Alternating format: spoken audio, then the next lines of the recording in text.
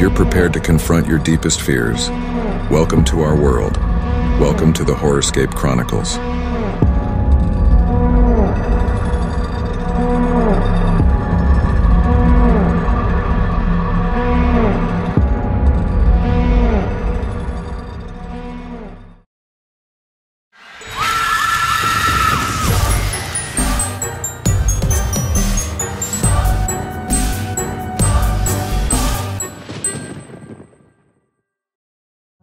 भारत के एक छोटे से गांव में एक पुरानी हवेली थी जिसे गांव वाले शापित हवेली के नाम से जानते थे।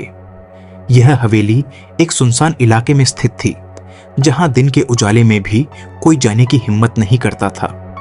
कहा जाता था कि इस हवेली में एक भूतनी का वास था जिसकी चीखें रात में हवाओं के साथ गूंजती थीं।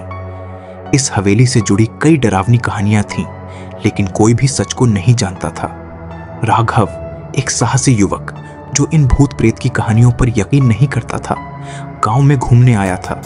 उसे रहस्य और डरावनी जगहों पर जाने का शौक था। जब उसने हवेली के बारे में सुना तो उसने वहां जाने का फैसला किया।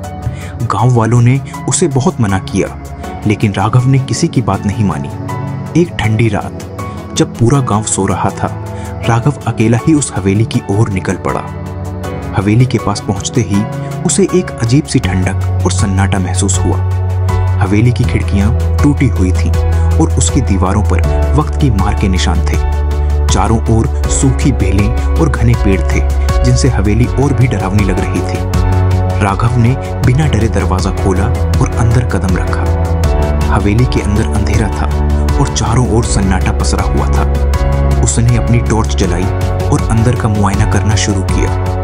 दीवारों पर पुरानी तस्वीरें थीं जिनमें कुछ अजीब चेहरों वाले लोग दिख रहे थे। फर्श पर धूल और बिखरे कागज पड़े हुए थे, मानो यहाँ सालों से कोई नहीं आया हो।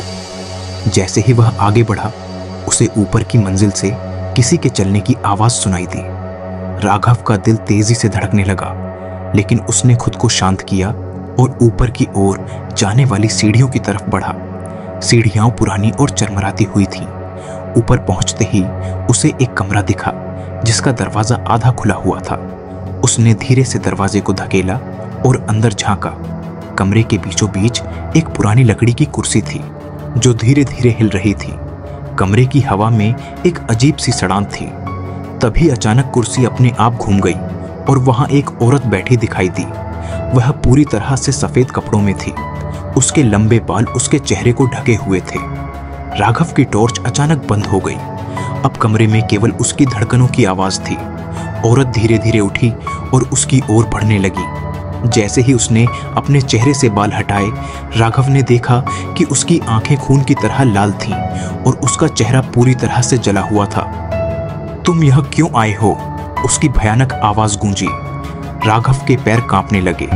उसने भागने की कोशिश की, लेकिन जैसे ही वह दरवाजे की ओर बढ़ा, दरवाजा खुद ब खुद बंद हो गया।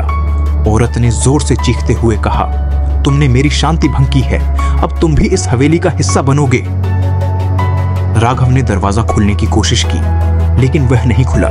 उसकी चीखें हवेली की दीवारों से टकराकर वापस आ रही थीं। औरत धीरे धीरे उसकी ओर बढ़ी और उसने अपना हाथ राघव की गर्दन पर रखा। तभी हवेली में चारों ओर अंधेरा छा गया और राघव की चीखें सन्नाटे में खो गईं। सुबह जब गांव वाले हवेली के पास पहुंचे तो उन्हें राघव का कोई सुराग नहीं मिला। केवल उसकी टॉर्च और कैमरा हवेली के बाहर पड़े हुए थे।